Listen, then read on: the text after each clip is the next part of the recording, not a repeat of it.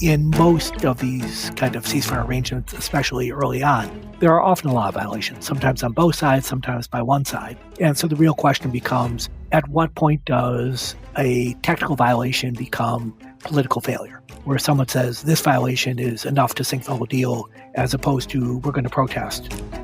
It's the Lawfare podcast. I'm Senior Editor Scott R. Anderson, here with Natan Sachs, Senior Fellow at the Brookings Institution, Dan Byman, Senior Fellow at the Center for Strategic and International Studies, Joel Braunold, Managing Director of the S. Daniel Abraham Center for Middle East Peace, and Dr. Dana El-Kurd of the University of Richmond.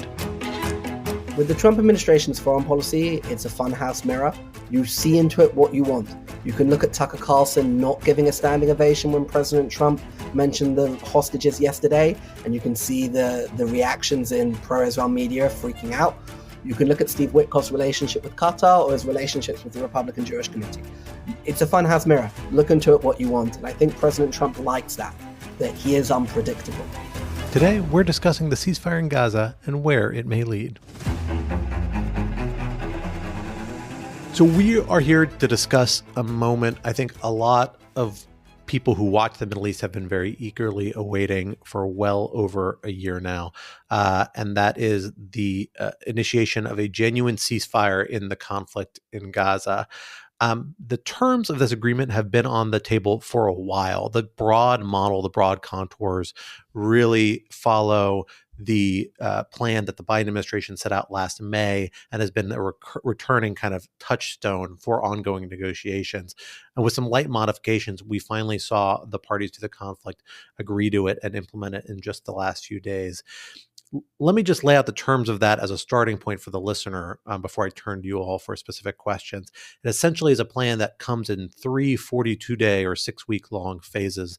The first phase that is being implemented now sees Israeli troops withdraw from major population centers in Gaza, sees the return of a number of hostages, Israeli hostages to Israel. These are primarily women, children, older people, and other people who are outside of the zone of potential combatants who are being returned for a later phase.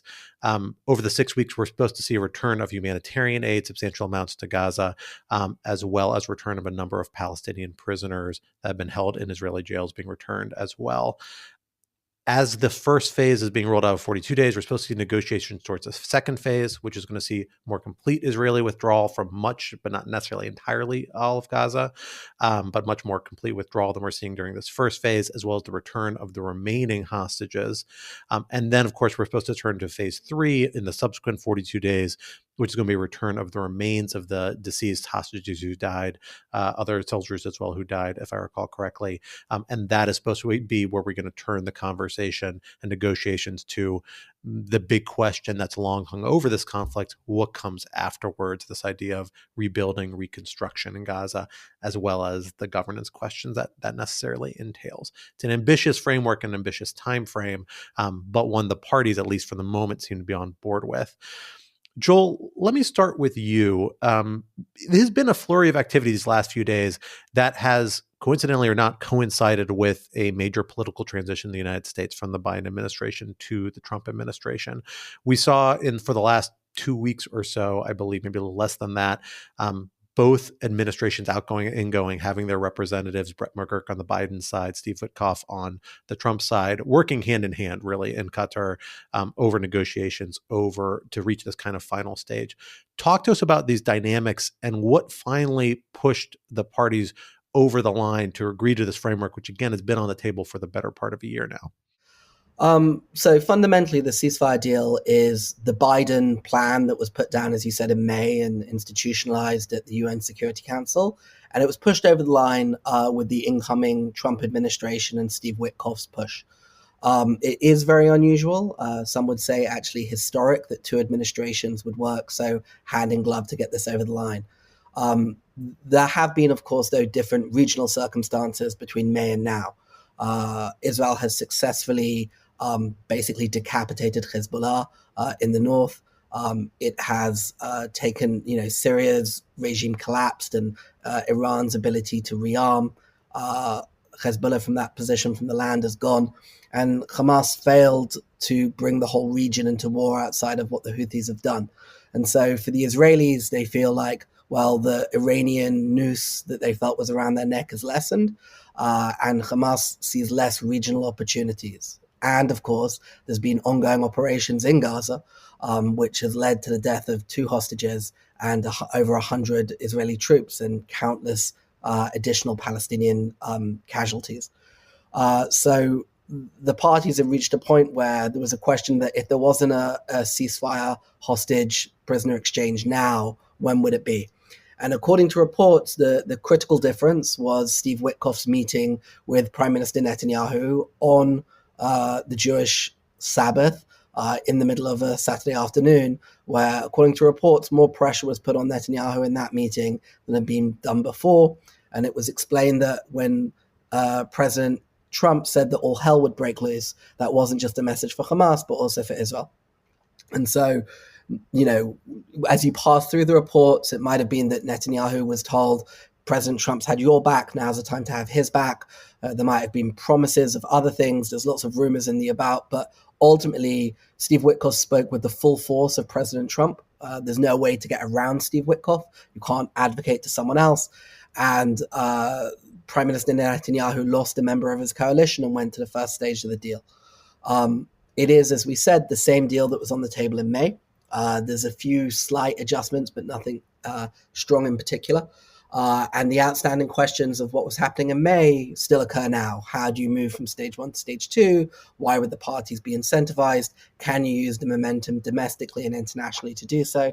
But I do think that for many in Israel, on the Israeli right, to assume that Trump would enable them to cut off all humanitarian aid and get a better deal, there was a huge shock that President Trump pressured them into this particular deal. And you saw that reflected on Channel 14, the sort of main right-wing news station in Israel, who are now taking to personally attack Steve Witkoff as a tool of the Qataris. And so that's sort of the slight dynamics. And we heard from President Trump yesterday in the Oval Office that he's not sure if the ceasefire will hold and that it's not his war, but is very enamored with the work that Steve Witkoff did. I think regionally, it really reset who's the senior and who's the junior in the partnership between the US and Israel, and that when President Trump asks for something, he can actually deliver it in Jerusalem, which I think is different from when President Biden had the same dynamics. So as Joel's already laid out, we've seen a kind of multi-month, multi-week process leading up to this. But the last move, the last kind of straw to break to finally bring this ceasefire deal into place was the Israeli government, Netanyahu and his cabinet. And it came with implications for his coalition. Natan, talk to us a little bit about your sense of the Israeli dynamics around that final and fateful decision. I think the narrative, as Joel laid out, that a lot of folks are hearing is that Witkoff's strong stance was a big deciding factor. But were there other factors in play in Netanyahu that made him more open to taking this step now? And then what are the consequences going to be? Is this really a move that could have big domestic consequences for who is negotiating on behalf of the Israelis, particularly in the later phase of this deal or the many months and years to come in reconstruction in Gaza? This is really a case where you have a clear majority of Israelis in favor of this deal.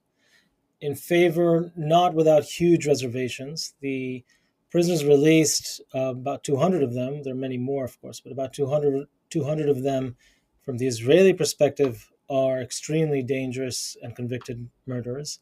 And Israelis across the board are now, people are coming out, each with their own story of a loved one lost, whose murder or someone associated with their murder is now being released, and that spares essentially no one. In a relatively small society, it of course takes nothing away from what the Palestinian side is feeling as well.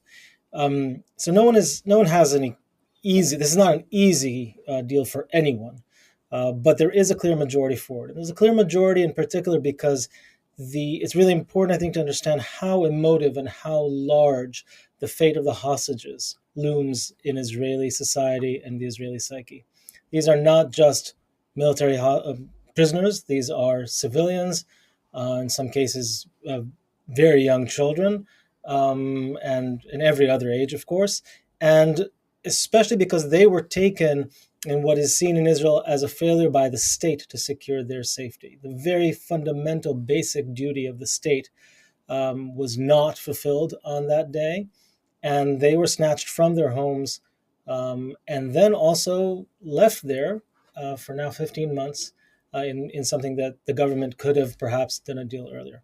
So all this to say that the dynamic is one where you have a clear majority in favor of it, and you have a small but very forceful and very concentrated interest against it, in especially in two figures, Bezalel Smotrich and Itamar Ben-Gvir, who are the representatives of the far right, I would say in some cases extremely far right in the Israeli cabinet, and Benjamin Netanyahu, of course, who goes along with them. This does not remove any responsibility of his. He's the one who appointed them, and he's also the one who decides to go with him.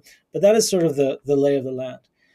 The Trump pressure via Witkoff is not only because the language was stern. So the difference is not just that the Biden team spoke more softly or something like that. It's that because he represents Trump, and because the right wing, Netanyahu himself, but even the very far extreme right wing, have high hopes from Trump, they want to start on the right foot. First of all, he's a new president, and any new president, if it was Harris as well, they would want to start probably on the right foot.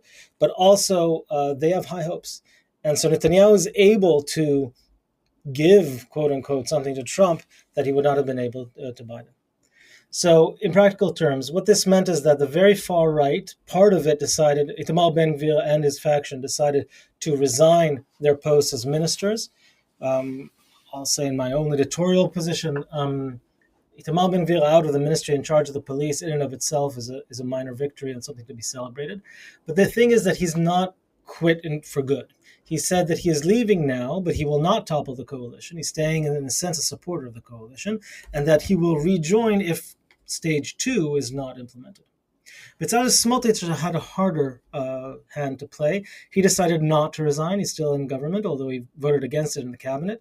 And he is waiting to see, but he has been declaring everywhere that will take him that stage 2 will not happen, and that he has assurances that the war will continue until final complete victory, total victory, etc.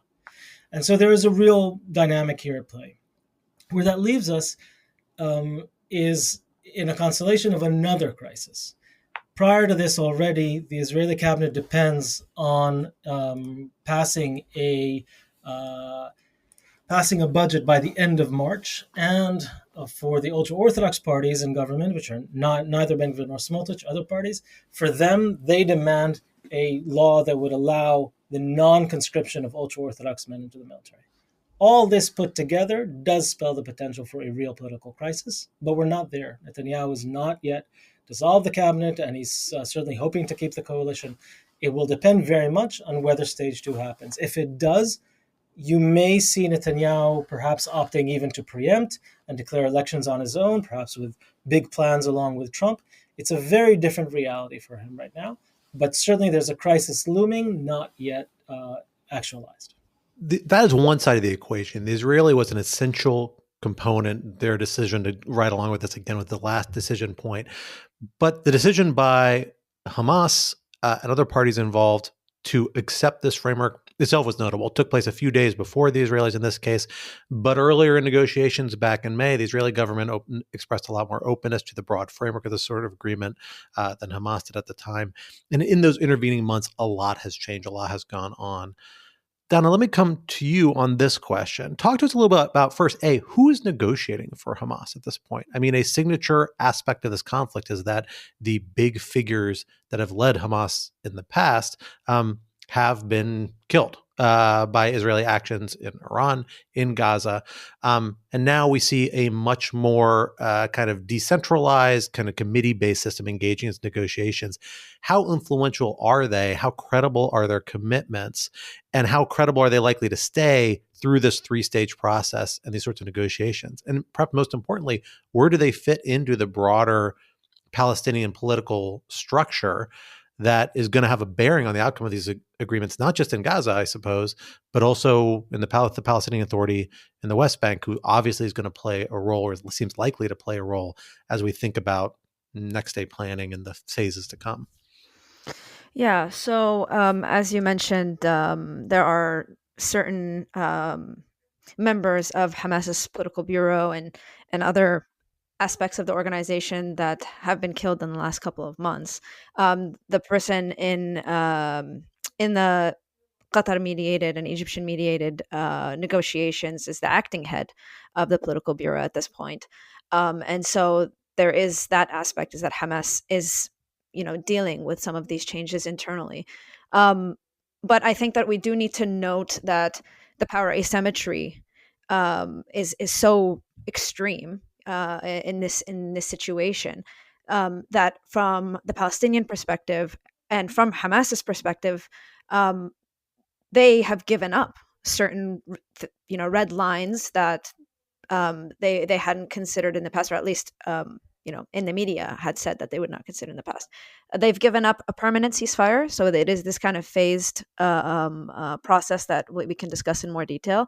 And they've given up this what used to be a red line for them, which is complete withdrawal.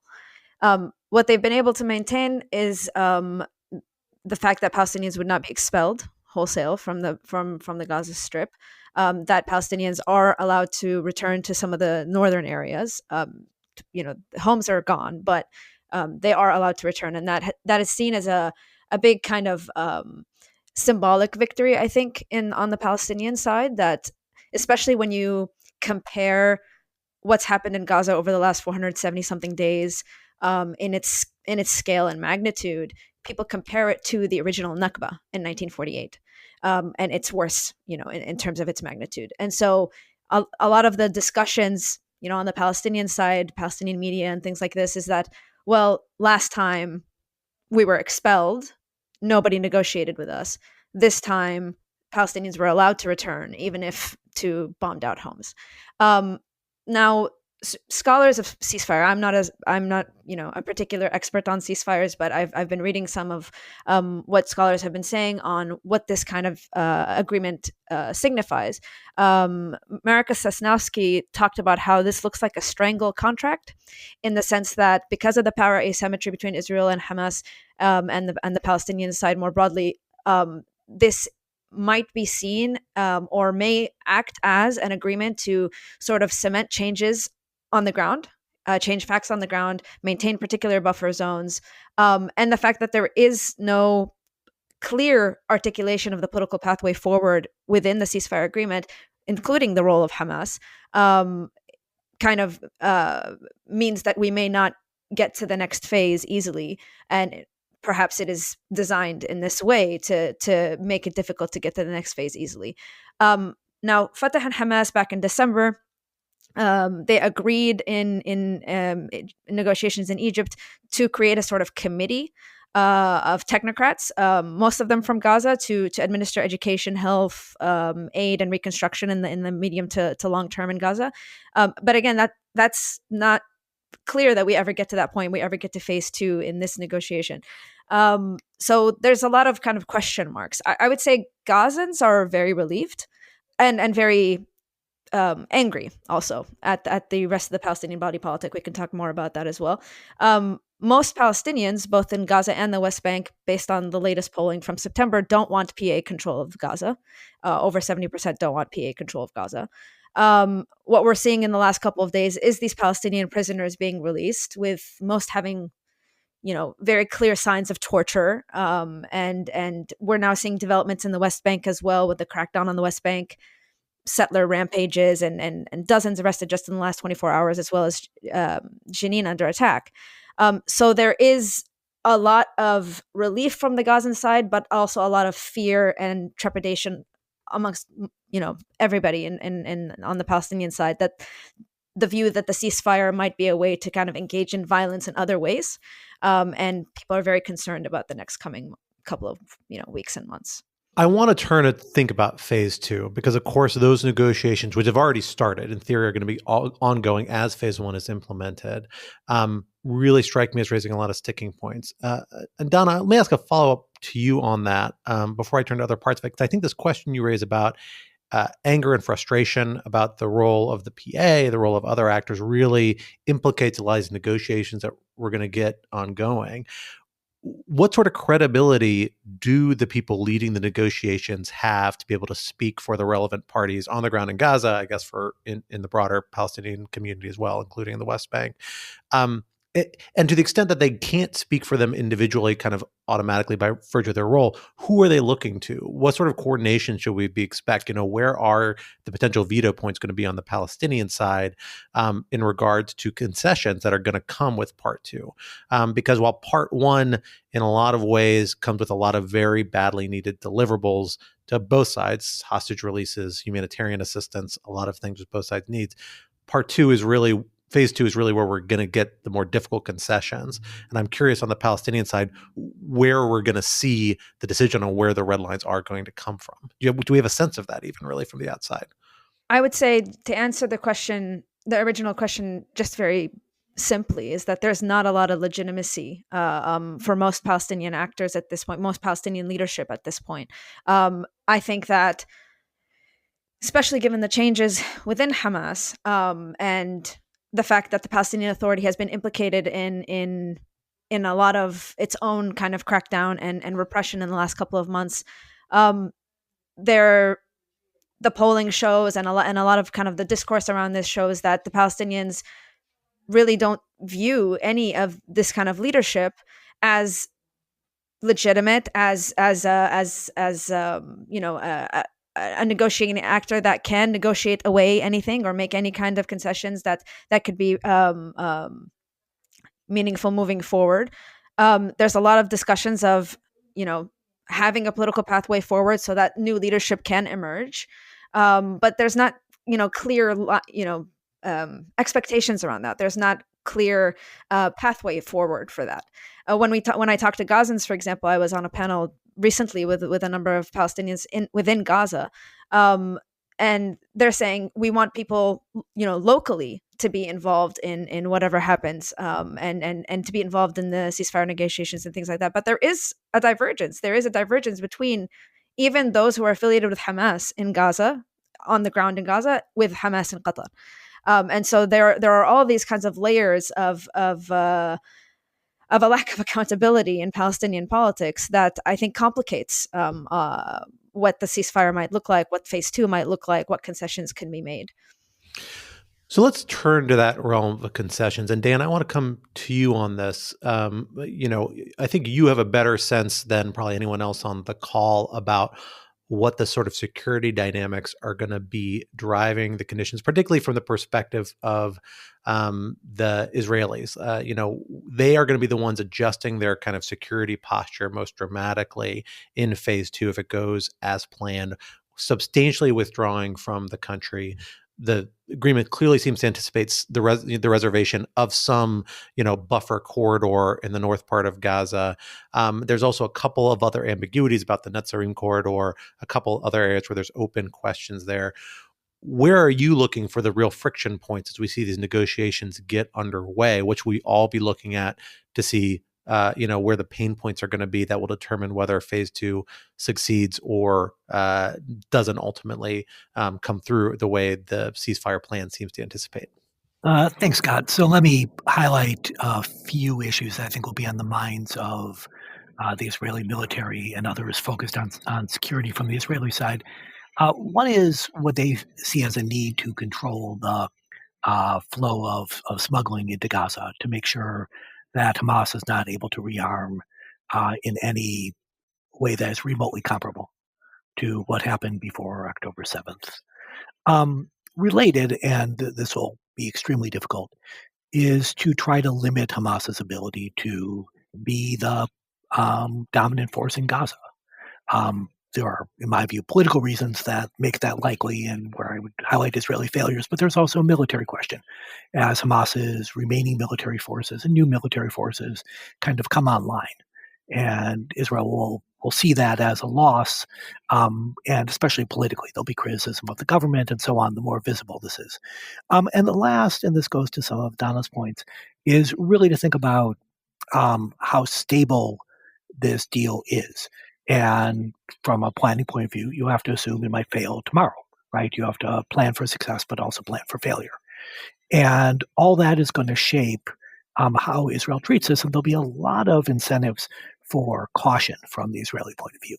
That whether it's the pace of troop withdrawals, how big the border areas are, the level of security getting in and out of Gaza, the size of the corridor, how quickly Israel can access different parts of Gaza. All of this will be Israeli incentives to be very cautious. And this will hinder fulfillment of the deal from a Palestinian point of view and perhaps from an international point of view as well. People will look and see violations. I'll point out in most of these kind of ceasefire arrangements, especially early on, there are often a lot of violations, sometimes on both sides, sometimes by one side. And so the real question becomes, at what point does a technical violation become political failure? Where someone says this violation is enough to sink the whole deal, as opposed to we're going to protest, but really live with that. And I think we'll see, if not outright violations, a lot of things that are going to lead to complaints and accusations of cheating in the coming weeks, probably on both sides. And that actually raises a big technical question about this, which is the role of outside verifiers. Dan, do we have any sense about whether there is going to be a discussion about bringing in outside verifiers? Lots of other ceasefires, ones I've worked on, including in the region, you use the United Nations, or sometimes you find a third-party nation with the credibility to do that. I suspect the United States will de facto be playing some sort of role like this, maybe has the technical capacity to do it to some extent. Although often with ceasefire monitoring, particularly in a dense urban area like this, you actually want a level of more granular control and response and real-time information than is always easy to get from satellite surveillance and other sort of intelligence sources. So do we know, are there actors ready to play that role, or is it really at this point kind of the involvement of the states in play in these negotiations, their ability to respond and try and persuade the two parties that something is or isn't a violation? Who's enforcing the rules of the ceasefire at this point? Let me respond briefly, but I'll ask the other panelists to chime in, because I think from different perspectives they will know more than I do. So my understanding is there's no outside power play who's ready to play a formal open role. Clearly the U.S. will, as it has for many years, be sharing intelligence and providing capacity in some way. Certainly the Egyptians will be playing a role from their where they sit. But there's a lot of Israeli mistrust of different UN bodies. From an Israeli point of view, this failed pretty dramatically in Lebanon, and general skepticism of the UN. There's certainly Palestinian mistrust when it comes to countries that Israel would trust. Right, so that could be an issue. And having said all this, I don't think anyone's really eager for this job. It's a rather thankless job. It's something that their forces will face security issues. Inevitably, they'll be criticized by one side or the other. So it's a political loser as well. So I think it's going to be tough to kind of find that outside verifier who can play a significant role. But again, let me ask my co-panelists if they have more information than I do. This is not on the implementation of the near-term ceasefire terms, but in the longer term, we have heard, in particular from the Emiratis, a willingness, public and private willingness to step in, even with people. We should take it with a grain of salt. This doesn't mean that Emirati forces are now taking over the Gaza Strip or anything like that. I think in terms of actual security on the ground, it's going to be either Israel or Hamas, or likely a combination of both. But the Emiratis have made it clear that they're willing to lead an international group that would enter and that would facilitate Palestinian reconstruction, led by secular Palestinian actors. But there's a tall order for that. One is reform of the Palestinian Authority, so these actors would not be Abbas's people, and they certainly would not be Hamas's people, of course, in an Emirati plan. The Emiratis are very hostile to Hamas and any Muslim Brotherhood organization. And that they demand an invitation from the state of Palestine, in other words, from the body that Abbas leads himself. And so it's a very tall order, and it's hard to see it implemented in the short term. But that could be part of the grand bargain later, or the mini grand bargain before we get to the really big stuff, if and when that ever came to fruition. Again, we're very far from that. But in a different scenario where actors had more statecraft involved and more imagination, that would have been a play that is very different. And I'll add, of course, that given the need in the Gaza Strip, we're talking about huge finances that are needed. And there are very few actors in the region with the capacity to do so, even fewer with the will. The capacity is really the Qataris, the Emiratis, and the Saudis. And the Qataris were backing a lot of what Hamas was building prior. And certainly the Israelis, the Americans would prefer that it would be the Emiratis or the Saudis or a combination of the two. So it's a long road before we get to the end of, or even the current moment in the middle of phase 1 to that which is in part of phase 3 or even beyond, this reconstruction question. And this question about ceasefire enforcement really reflects a broader question, which is the guarantors. Are there other outside actors that can provide incentives to the parties to stay on track, to keep making progress along the negotiations that will eventually, hopefully, are intended to lead to phase 3 and beyond? Joel, let me come back to you on that, because this gets back to this negotiation dynamics question and really the broader regional picture. Natan's already raised the UAE. Obviously, the Saudis have been involved at various phases by both the Biden administration and to some extent the Trump administration as being part of some grand bargain that now would play a big role in Gaza, although the idea of the grand bargain predates the Gaza conflict. The Egyptians, the Qataris obviously play a role. And of course, there is the Americans now under the Trump administration's leadership. What capacity do they have to play a guarantor role and kind of the mediator / bad cop role that's necessary? Sometimes the ability to present incentives to both sides to say, hey, we got to stay on the track here. Let's try and hammer everybody to stay within the parameters that we can continue to work together. Or is that something that it's not clear those parties are willing and able to play that role? So the official guarantors of the ceasefire deal are Egypt, Qatar, and the United States. Okay, it's literally on the document that was leaked. Those are the guarantors. Realistically, there are 3 major Gulf Arab players who each have a slightly different iteration of what they want to see. There's one outside regional actor who's not Arab, and then you've got the US. So I'll go through all 3. So the first is the Qataris. So the Qataris have been the home of this deal, as Dana said, and others, the Hamas office is there, the political office, and the Qataris want to see some level of unity between Fatah and Hamas. Doesn't mean it needs to be a unity government, but an agreement on the technical committee, but not a replacement of Hamas. And Hamas doesn't have a say, and Hamas is destroyed, but they accede, they agree in some level of joint polity with Fatah, and then you move forward on some consensus technocratic committee, and then they'll help fund that. That's the Qatari model, right? The next you've got is the Saudi model. The Saudis are very comfortable with Prime Minister Mohammed Mustafa and his reforms. They don't share the same objections as the UAE. And of course, they have the real prize for the Israelis and the US of the potential of normalization with Israel and the US in a grand bargain. For them, they've laid out 2 conditions. One is an end to the war in Gaza, and 2 is some credible pathway to a Palestinian state in some way. But they're not conditioning their assistance on anything on replacing President Abbas's chosen prime minister. They want a succession plan. President Abbas has said who a temporary president would be should he be incapacitated, but they're not demanding that, and they reject the UAE condition, which is the third actor, who, as Natan has said, have been very vocal publicly about their desire to help on reconstruction, but condition the entire thing on a new Palestinian prime minister who is completely independently powerful outside of President Abbas, and they don't want to see Hamas as part of that dynamic. So you can see there are 3 different. The fourth actor who's not part of the Arab clique is, of course, Turkey. Turkey has historically been very popular on the Palestinian street. After what's happened in Syria, President Erdogan has wanted to be the international guarantor. He said that early on. But given his relationships with this, specifically the government of Israel, he hasn't removed trade relations or others with the state of Israel. He's limited in others, but he hasn't formally broken off diplomatic relations, and he personalizes his attacks on Prime Minister Netanyahu particularly. And it's a descending quite rapidly relationship, but they are a NATO ally. They do have lots of relations in the region. They are an essential actor in Syria.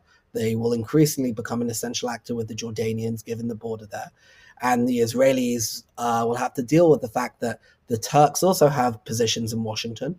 And much like as President Trump said in the White House yesterday, this isn't our war. He doesn't want to get involved in Lebanon. He doesn't want to get involved in Syria. I'm pretty sure he doesn't want to get involved in Gaza. And if the Turks or the Saudis or the UAE or the Qataris, whoever wants to find a way forward, I'm sure the Americans will play the role that they need to do, which is putting the pressure on the Israelis to not get in the way if they think there's a credible pathway forward. So what does that lead? Number one, if the Israelis don't suggest something, it will be dictated to them by the region, because they are no longer the sole ally for the US who gets to dictate everything. Secondly, regardless of whether it's a Saudi plan, a UAE plan, a Turkish plan, a Qatari plan, the Egyptians must be involved, just given their proximal power of what's going on, and they've made sure that whoever's working on this, that they will benefit. And if you look at the current investments in Egypt that have happened, you can see that all the parties are trying to work with that. None of this has to, once again, the Palestinian native voice and their voice of controlling their own affairs is separate to where the region wants it to go. The region sees that it cannot move forward with a regional normalization package with the Israelis without moving forward significantly in some way on the Palestinian file. And so they're all trying to figure that particular equation out.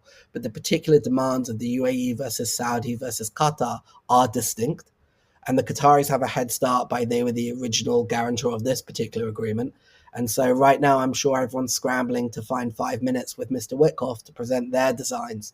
And into that space, whoever manages to put the most credible one will probably win out as he starts moving forward on that.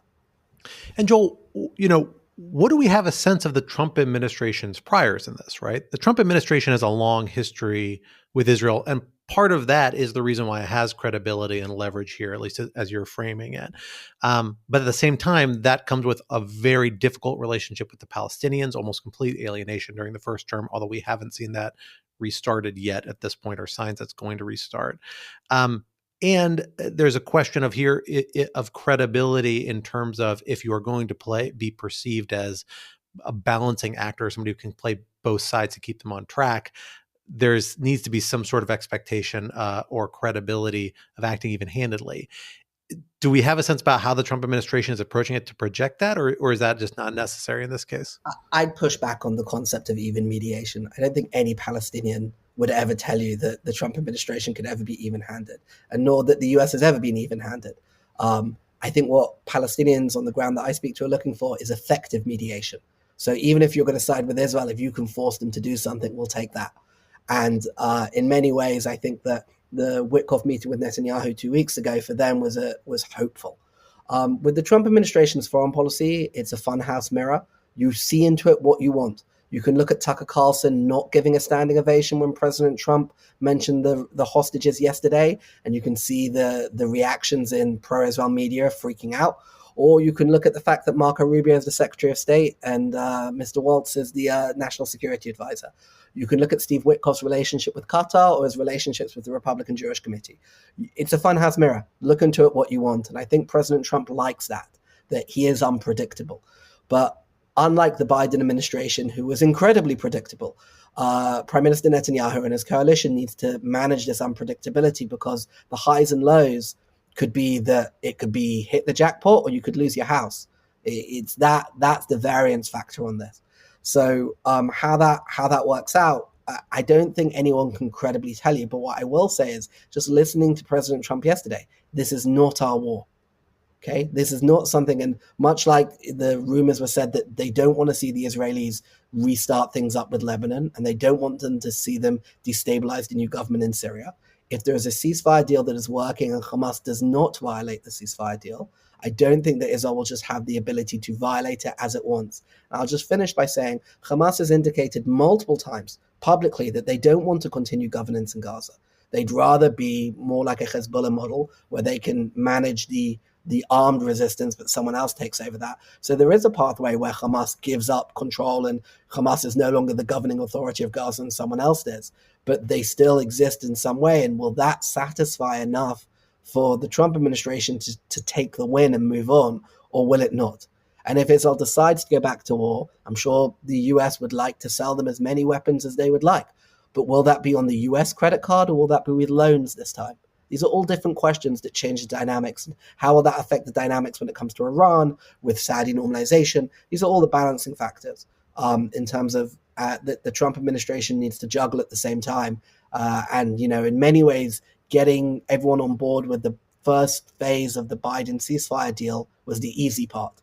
And looking how long and how complex that was gives you an indication of how difficult the next stage could be. So, Donna, let me turn to you on that. As we get to these broader dynamics, talk to us about where the intersection is going to be with the political limits of, kind of the Palestinian political scene at this point, right? We have the Palestinian Authority, lacks popular legitimacy, certainly in Gaza, arguably in the West Bank as well, substantially, led by an elderly man in poor health, potential political crisis really any given moment, potentially, depending on his natural lifespan, among other factors. Fractured political scene in Gaza. Realistically, where does the kind of shakeout come in? Where are the real limits about who can actually is likely to step in, hit these agreements, and then sustain them and maintain them? And in the absence of an agreement, if we get through phase 2 successfully, where the Israelis do substantially withdraw from population centers, who's going to be actually doing the governing effectively on the ground in Gaza, which is going to be necessary to, among other reasons, prevent the sort of security spiral, I suspect, that would provide a basis for the Israelis reasserting themselves militarily. Do we have a sense about how all these pieces are going to fall into place in this phase 2 and phase 3? Well, I can tell you what Palestinians want. I'm not sure that that's what's going to happen. And I think that there is an overlap between what Palestinians want and something sustainable. But again, the political limitations of an incoming Trump administration and everything that's already been discussed, I'm not sure that that's what's actually going to happen. So I do want to go back to some of the things that were already mentioned in kind of answering your question. So I'm hearing Joel talking about how Trump may push Israel and Gaza, and like he's expressing these things in a particular way, but there is a sense that like they may want to maintain a ceasefire, or they may, not want Israel to destabilize Syria after they've demilitarized it or anything like that. But they're very much allowing them space in the West Bank, and these are not two separate things in people's minds. And some of the people within this administration and incoming administration are very concerning, related to the West Bank and their understanding of the West Bank and the Palestinians there. And I think strategically, again, what should happen is different from what's going to happen. But strategically, if we wanted something long-term in terms of meeting immediate and medium-term needs in Gaza, in terms of governance, as well as some sort of political pathway forward for the territories generally and the Palestinian national movement generally, we need societal buy-in. The last year, or more than a year of attack on Gaza has really shaken Palestinian politics. I want to emphasize that for listeners. Like, what is considered acceptable? What is considered legitimate? Nothing is sacred anymore. Even the discussion of like prisoners and prisoner releases, like this is now all up for discussion, and what is considered a good negotiation and a good demand to make. All of that is now up for discussion in a way that hasn't been in the past.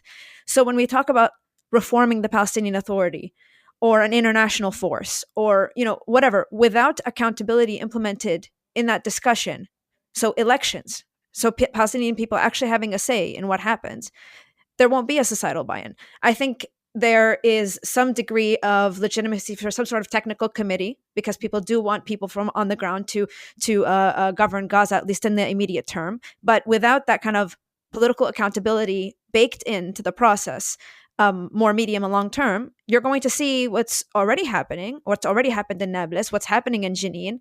It's going to be more recruitment for militias and armed groups, because they're the only ones that have legitimacy on the Palestinian stage at this point.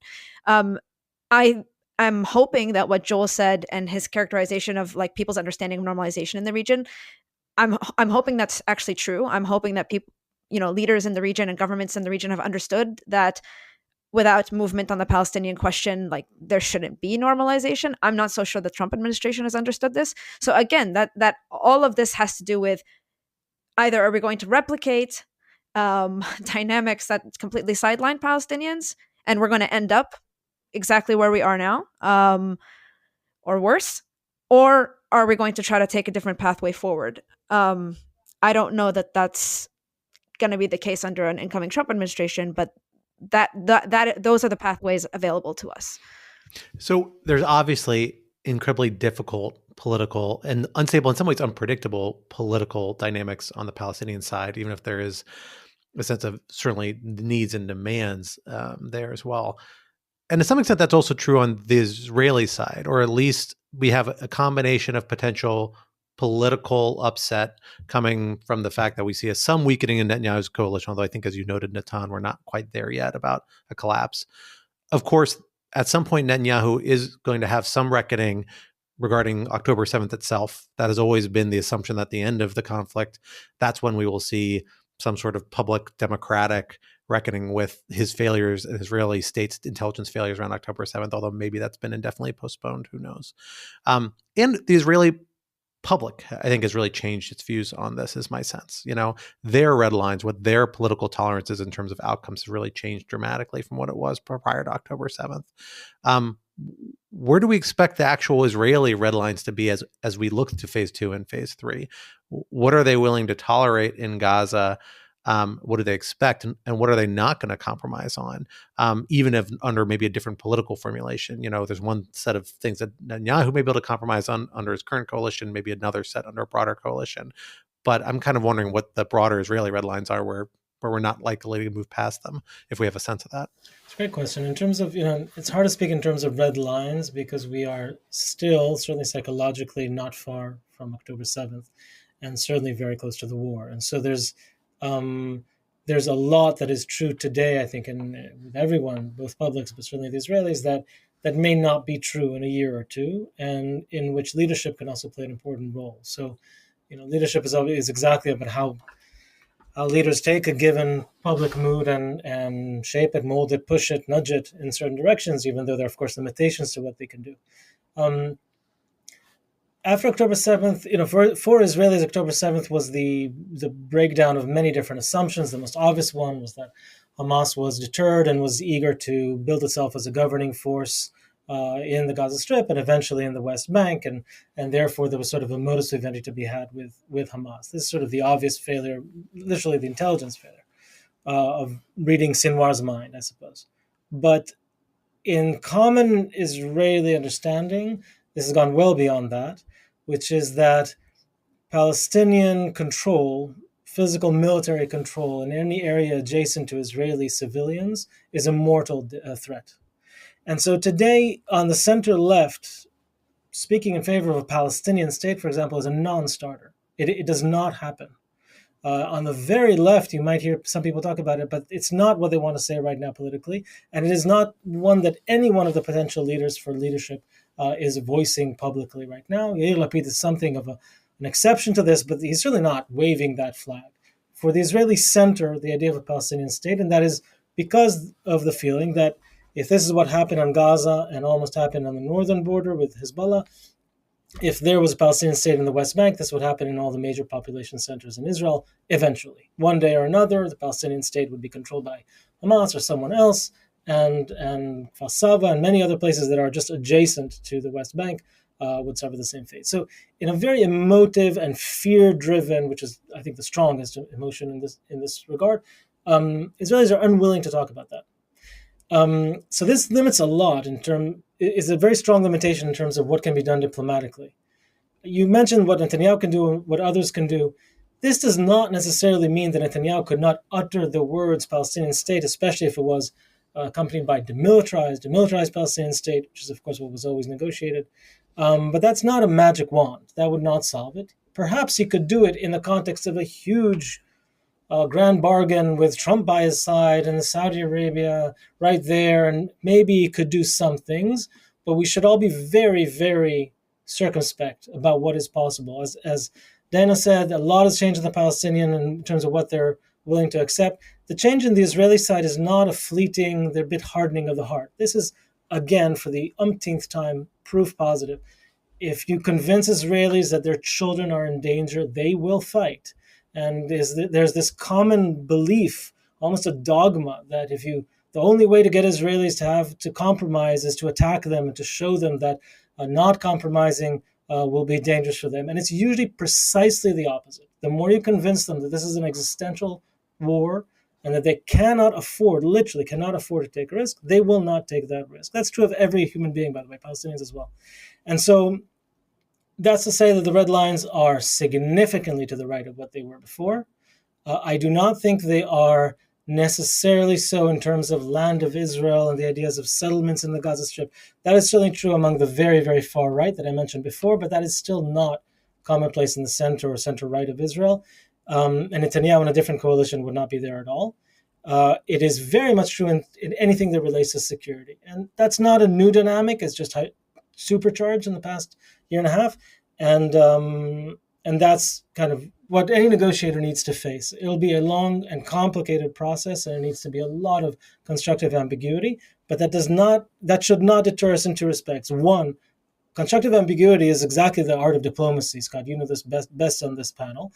And lawyers like you are masters of precisely that. One can invent all sorts of formulations that sound right to different audiences. The question is, what kind of actions on the ground do they lead in that direction at all, or do they lead in the opposite as they have for decades now? The second point is that because our aims need to be more realistic and modest these days, they should not be any less bold. The current reality is so awful in so many different ways that one must be extremely bold in pushing it, even if right now one cannot promise the moon, because promising the moon would backfire. So Dan, one of my big takeaways from this conversation is that for all the expectation, while we have this plan that sets out a very ambitious 84-day agenda moving forward, it's a hard road. There's a lot of veto points, challenging points. That doesn't mean the whole framework breaks down, but that 84 days may not be the time to stay on it.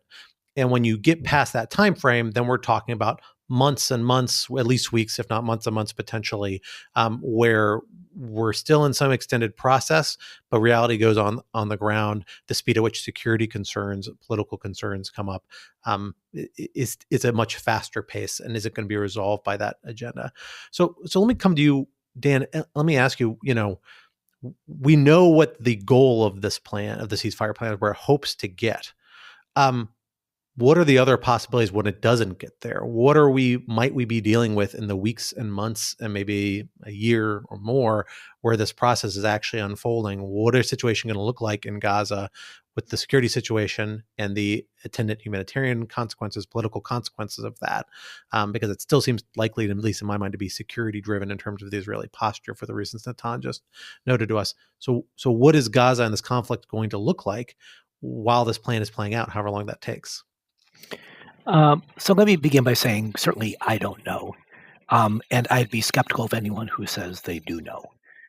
There's a lot of different factors going on here, some of which are political, some of which are almost random, in that small events can spiral into very significant political drivers. So let me give you three very brief scenarios. Scenario one is that we have something like what we have today, and it just slowly stumbles on. So there's no, decision on who actually is going to run Gaza in an open sense. You have Hamas that is reestablishing its power, but is relatively weak, and you have some Israeli presence in Gaza. And for ordinary Palestinians, their life is completely miserable, but there isn't an active war going on, and that can continue indefinitely, right? I mean, there's no reason to say that that intolerable situation must end. There might be a moral case for that, but I would say in terms of practical politics, not necessarily. A second is that there's a real return to conflict, and that conflict can range from something quite extensive, a large Israeli deployment, but I think much more realistically, various Israeli raids, bombings, perhaps an expansion of buffer zones, and there's people dying not remotely at the levels that they were dying a year ago, but ongoing conflict with some Israeli casualties and lots of Palestinian casualties, and that further disrupts anything from a humanitarian point of view. It's harder to distribute aid. It's harder for any degree of normal life for Palestinians. And the last, and probably the least likely, but worth noting, is that things actually get better. that you have some degree of success with the initial steps. It inspires a degree of confidence that Hamas and other violent Palestinian factions have learned the extremely hard way that continued attacks are not worth it, that they will pay a price not only in their own people, but more broadly for their political goals. And from an Israeli point of view, that there's exhaustion by war and people start to heal and move on. There are a lot of reasons to be skeptical of the best case scenario, but I also wouldn't rule it out.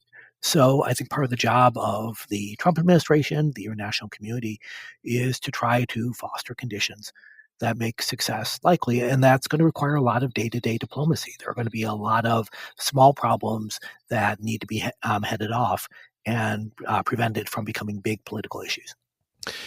So we are about at time for today, but before we part, I want to ask you all one parting question.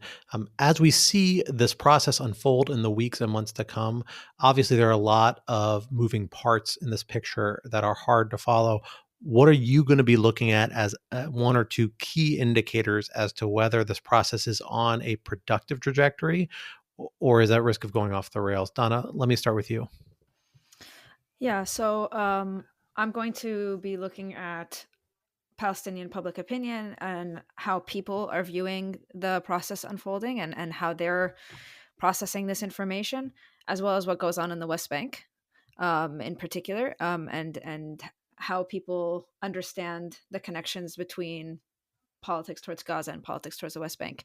I also do want to point out that Natan mentioned, bold, imaginative solutions, and then this is the time to talk about them. Palestinians, both from within the occupied territories and outside the occupied territories as kind of a broader national movement, have been discussing and attempting to move beyond the legitimacy crisis that plagues Palestinian politics, including with an initiative called the Palestinian National Conference. So I'm going to be also watching that and seeing how that unfolds. I don't necessarily have great hope that the most important international actors, including, Trump's U.S., is going to be, taking that as seriously as they should be. But this is, Palestinians exercising their agency and trying to move beyond some of the binaries, the Fatah-Hamas binary that has set Palestinian politics back quite a bit. So, those are the aspects that I'll be looking for. Joel, how about you? I think an underappreciated part of the ceasefire deal is the Rafah crossing. One of the reasons it was delayed so much was the Egyptians refused to open it with the Israelis on the other side, and trying to figure out who would actually be on the other side of the crossing that they would move forward with. They wanted the PA. The Israelis, of course, didn't want the PA, and it seems like, reading the tea leaves and certain reports, it's the EU BAM mission from 2005 with some PA people in there. And if that's the case, that can be the opening of some level of again, sovereign Palestinian exit and entry, which was essential for the Egyptians. And what you're looking for is small cracks that you can try and build upon, and that might be one in terms of that. But as Dana said, what happens in the West Bank is also indicative. I think the collapse of the internal Palestinian PA to the militants in Jenin camp collapse that happened last week. There was a truce between them, and the PA was entering the refugee camp, and then it seemingly reversed itself because the ceasefire empowered the militants, because Hamas thanked them, and then it all sort of collapsed. And now Israel's made a major operation into Jenin. And then what does that happen? How does that spread? Do we see a complete collapse of the remnants of the remnants of the remnants of PA control in the West Bank? Again, push on the other side of that crack and close it down again. So the seesaw of this, and I think to something that Natan spotted out, the far right in Israel is taking its frustration of the ceasefire out on the West Bank, and we've seen increasing settler violence across the West Bank. The Israeli defense minister released from administrative detention, just as a gift to the settler community, everyone who was being held who was Israeli when the ceasefire was held. And President Trump just revoked President Biden's sanction regime on those who threaten the peace and security of the West Bank, which is seen as a green light for those who are terrorizing Palestinians on the West Bank to go forward and continue to terrorize them, of which they are currently doing. And so I think, as always, that is extremely not just correct, but poignant in pointing out that what happens in the West Bank is as important as what happens in Gaza. And that's a place where many Trump appointees have made it very clear, including today, Elise Stefanik, that Israel's biblical rights to the West Bank is something they agree with. And that is, you can do that in a way that recognizes everyone's connection and then tries to calm down the situation, or you can do that in a way that exacerbates the situation to push people off the land. And the context of where it is being said and how it is heard is as important as this phrase itself. And I worry greatly about that. Natan, how about you? Those two things. One is sort of the high global stage and another or two on the much more local stage. The scene where the 3 women hostages were handed over to the Red Cross was an obvious display of force by Hamas. And the point was to show Hamas able in uniform, very clean uniform that was taken out of hiding, and a very sort of clear show, we are in charge here in Gaza City. And that has, of course, Palestinian domestic reasons for that. But the more that is shown, the harder it will be on the Israeli side to convince anyone that this can go forward as is. And so that is a very important point, is where does Hamas end up in terms of its actions and the way it tries to display things? Is there any sign that it's ready to share some kind of power? Of course, it's not ready to disarm or anything like that. That will be one input into the Israeli decision-making.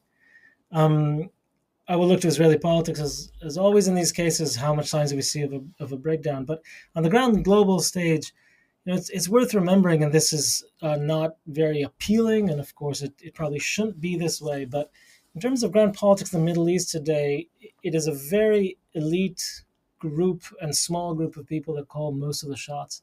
And now when Donald Trump enters the scene yesterday, he speaks quite well with these men. These are all men. And it's Netanyahu, it's MBS, it's MBZ from the Emirates, it's the Qatari Emir. Erdogan, of course, is very important now. Khamenei on the other side. But kind of that's it. And so the question will be, can they cook up big dreams? We're far from it, and I don't mean to say this is likely. But can they try to move things in some grand scheme of theirs? This will not take into account local or legitimacy questions that much. But at the end of the day, today, like it or not, I think that is where a lot will be decided. So I'll be looking for signs from MBS and MBZ, and where the Trump administration is with regard to them. It's worth remembering MBZ and the Trump administration, Trump 1, cooked up the Abraham Accords, which none of us expected. And I would look to them again to see if there are any grand surprises. And Dan, we'll close out with you.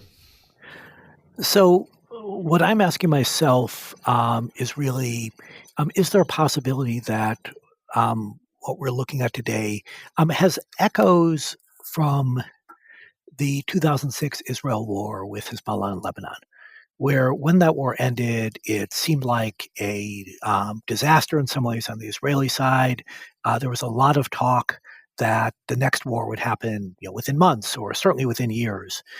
Yet we had a very long period of peace along the border, and had it not been for October 7th, I think Hezbollah would have been happy to keep the peace for even longer.